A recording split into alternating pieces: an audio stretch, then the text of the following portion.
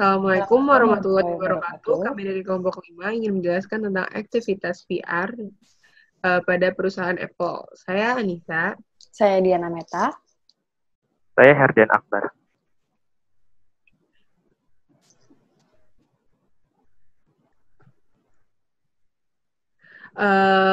About Apple. Nah, Apple adalah salah satu perusahaan terkemuka di dunia dan menangani sebagian besar dalam pembuatan dan penjualan barang elektronik, software komputer, dan layanan online lainnya.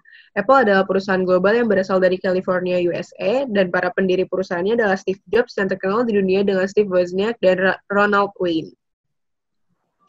Product represent personality.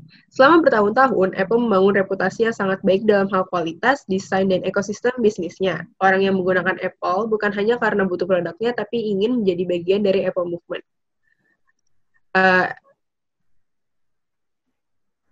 Effective PR approach by Apple. Yang pertama ada communication is key to the brand, and the brand is built from the top. Yang kedua, the press release isn't it. Nah, yang kalau kita ketahui itu kan tiap Apple nge-launch produk baru, dia selalu ngadain press release untuk ngasih tahu tentang produk-produknya, spesifikasi, dan fitur-fitur apa aja yang ada dari produknya. Dan menurut Apple, press release itu merupakan hal yang sangat vital. Yang ketiga, the value of product reviews cannot be underestimated. Dan yang keempat, ada culture marketing is becoming more and more important in PR. Ketika saya menggunakan produk Apple, artinya saya adalah orang dengan taste teknologi yang tinggi. I'm cool because I'm using Apple. Inilah yang membuat Apple lebih unggul dalam hal customer loyalty dibandingkan brand kompetitornya. Tujuan dari public relation pada Apple yaitu yang pertama, menumbuh kembangkan citra perusahaan yang positif untuk publik eksternal atau masyarakat dan konsumen. Yang kedua, mendorong tercapainya saling pengertian antara publik sasaran dengan perusahaan. Yang ketiga, efektif dalam membangun pengenalan merek Apple dan pengetahuan mengenai merek Apple. Yang keempat, untuk mengubah citra umum Apple di mata masyarakat sehubungan dengan adanya kegiatan-kegiatan baru yang dilakukan oleh perusahaan Apple. Yang kelima, untuk menyebarluaskan suatu cerita sukses yang telah dicapai oleh perusahaan Apple kepada masyarakat dalam rangka mendapatkan pengakuan. Lalu yang keenam, untuk memperkenalkan perusahaan Apple kepada masyarakat luas serta membuka pangsa pasar yang baru. Yang ketujuh, untuk memperbaiki hubungan antar perusahaan Apple dengan masyarakat sehubungan dengan telah terjadinya suatu peristiwa yang mengakibatkan kecaman, kesaingan, atau salah paham di kalangan masyarakat terhadap niat baik perusahaan. Lalu yang kedelapan, untuk meyakinkan masyarakat bahwa perusahaan Apple mampu bertahan atau bangkit kembali setelah terjadinya suatu krisis. Dan yang terakhir, yang kesembilan, untuk menciptakan identitas perusahaan yang baru, untuk menyebarluaskan informasi mengenai aktivitas dan partisipasi para pimpinan perusahaan organisasi dalam kehidupan sosial sehari-hari.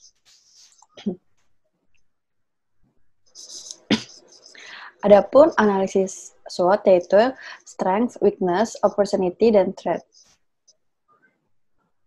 Kekuatan dari Apple yang pertama yaitu kuatnya pengaruh merek dan gambaran dari produk Apple.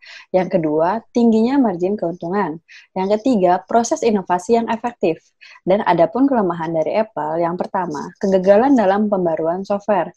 Yang kedua, terbatasnya jaringan distribusi. Yang ketiga, tingginya harga jual. Dan yang terakhir, penjualan dibatasi terutama untuk pasar yang mewah dan atau yang tinggi.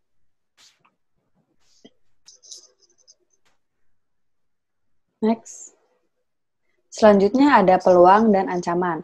Adapun peluang yang pertama, subscription yang dibuat oleh Apple langsung, perluasan jaringan distribusi, meningkatkan permintaan untuk tablet dan smartphone, dan menciptakan lini produk baru. Dan adapun ancamannya yaitu kompetisi yang agresif, imitasi atau tiruan, meningkatkan biaya pekerjaan pada negara di mana Apple ditanamkan.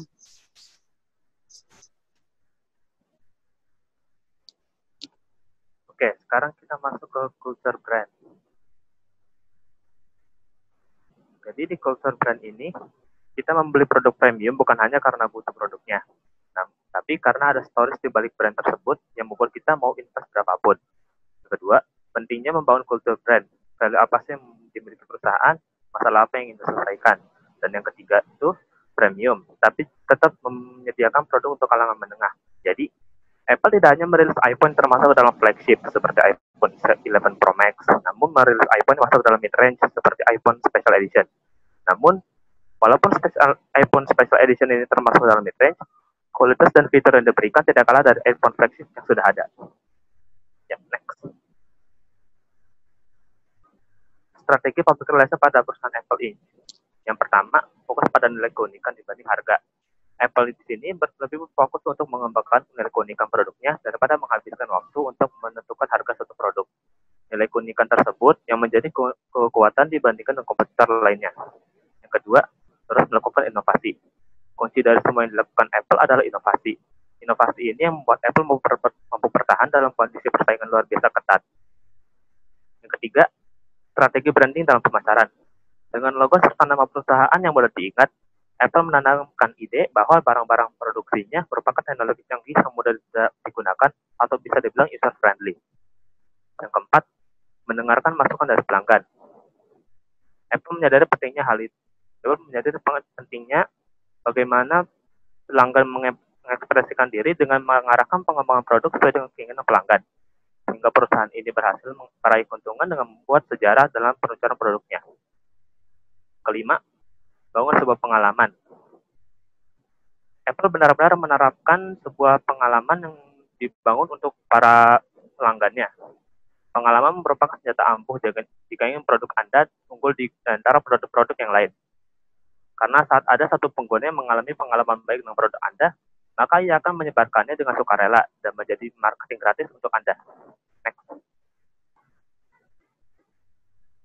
Terus di sini kita masuknya dalam sponsorship.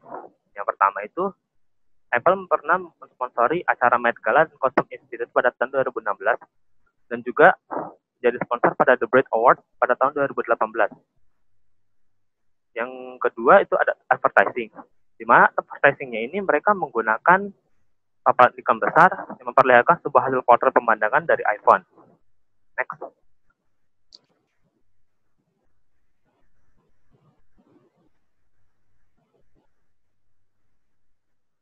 Kita masuk ke media tools. Yang pertama itu share. Share ini interaksi dengan konsumen pada konten yang dibuat Apple atau hasil dari interaksi yang terbagi. Yang kedua, own. Media yang dimiliki oleh Apple ini ada website, official Instagram, Twitter, dan Facebook akun. Yang ketiga ada paid, yaitu mereka membayar billboard, iklan elektronik maupun media cetak yang ada di luar sana. Dan yang keempat ada earn. Dan earn di sini itu adalah review daripada pengguna yang diposting baik di media sosial maupun forum handphone di internet, BOM, Awards, the United States Nations, dan lain-lain. Demikian presentasi dari kami, kurang lebihnya mohon maaf. Assalamualaikum warahmatullahi wabarakatuh.